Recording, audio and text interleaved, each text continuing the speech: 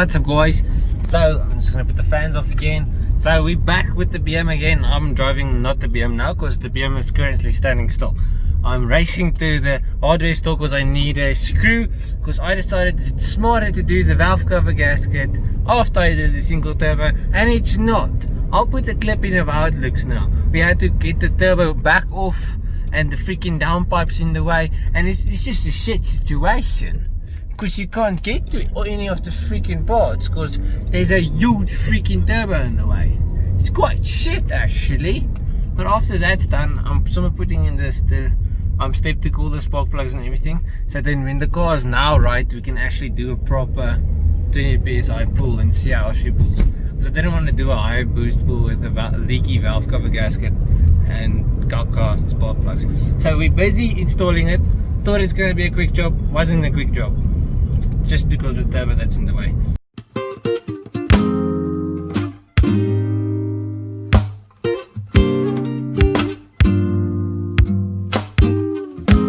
Through about a 20-minute drive because of traffic, just for these stupid freaking nuts. So it's the next day. I took the car for a drive and everything. Everything's fine when you drive normally, but I did notice when the car's idling, after she's warmed up, there's a bit of a misfire, but I thought that's just like something with a single turbo. And then I did a second to third gear pull. So in third gear, my trims and everything is perfect. My lock looked sharp. So the third gear pull I did in the previous video, there was nothing wrong. Then I did now yesterday after we did the valve cover gasket and everything, which doesn't leak or nothing, so that's fine. I saw the trims went wrong at like 5,000 RPM, so I went second gear low RPM, shifted third, and at like 5,000 RPM and third we went to safety, and I was like, why is the car going to safety? There's no reason for it. I checked the logs and I saw the trim variances are way off. Like the one was at 30 something and the other one was like at 12, so it's a big difference.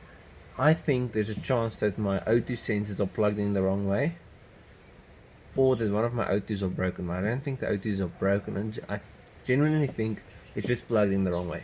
So now what we're going to do is just open everything up, plug them in the other way, start the car, let it warm up, and hear if it still misses or if she's happy. I just can't let you go. Lord knows that I've tried to. You said I was the only one. No one likes being lied to. You made this mess and left me with the... So I swapped around the two O2 pluggies there, and I'm not sure if that's gonna work, but we gotta start it and check. I'm not gonna let it run too long because that's a lot of heat that's gonna be at the cable. So I'm just gonna start it, let it get past the open cycle, because I think the first while there's an open cycle, and as soon as it's past its cold start, then it goes to the O2 sensor. So if it sounds really shit, then we know this isn't right. If it sounds better, then we know this is right, and then I can put everything back together and go test it again. Okay, let's start. Okay.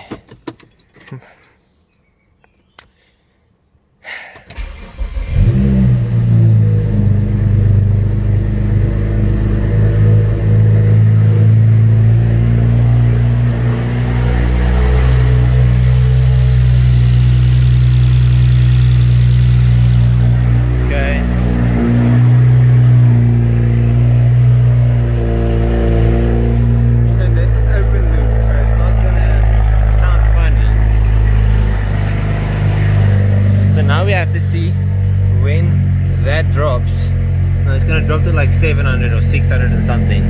I want to see if it idles funny or if it's happy.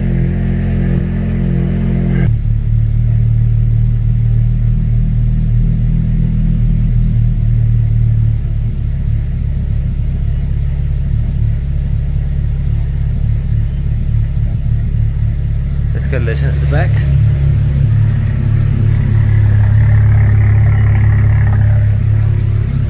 So what I want to try and do now is I'm not going to go anywhere. I'm just going to put it in drive and listen to what she does. Let's put that into reverse. She might actually be better, I'm not sure. Because that's a very stable idle.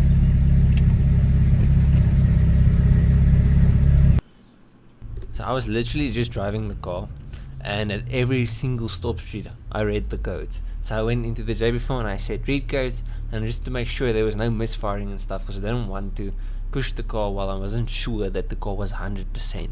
So every stop sign I checked the codes, made sure there was no weird mixture or misfire or whatever codes. Let it warm up, and then we got into the actual pulls.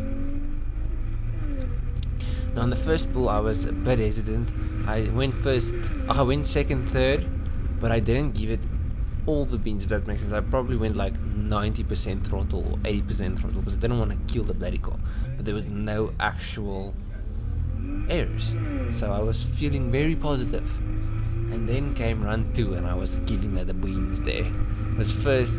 I was just a bit of first, I think, second, and then third, but I didn't give it all in third, but it didn't give any errors. So at the end of the day, the car had 0 errors, she pulled proper nice, and there wasn't any safety or safety maps. We stayed on map 2, no problems. So map 3 is the next step, bye.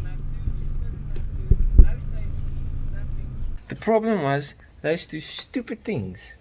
So now I just gotta make sure everything is nice and tightened up. Put that covers on the ground back in the car, and then she's far away. So valve cover gasket's done. She doesn't wear safeties anymore. The trims and everything, I'm just gonna go double check on that. I'm gonna compare the old trims to the new trims to make sure everything's fine. But it looks fine to me. She didn't throw a safety, which makes me properly glad. 20 psi pulls coming soon, eh? I haven't gone over the 17 mark yet. 24 psi. I'm still going to go freaking 30 psi and blow the motor because I don't have ethanol at the moment.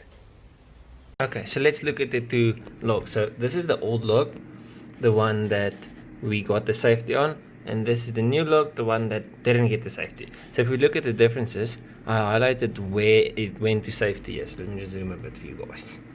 You'll see boost was just before safety kicked.